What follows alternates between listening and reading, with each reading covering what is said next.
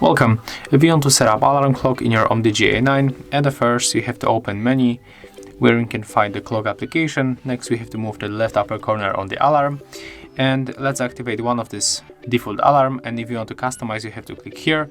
At the first we can change hours and the minutes. Next we can move for the repeat. I will leave it on the Friday. We can turn off and turn on vibration. We can change ringtone. And we can also add label. Click OK, and as you can see, that's how we can customize and turn on alarm clock on the UMIDIGI A9. Thank you guys for watching. Click thumbs ups, comments and subscribe to our channel. See ya!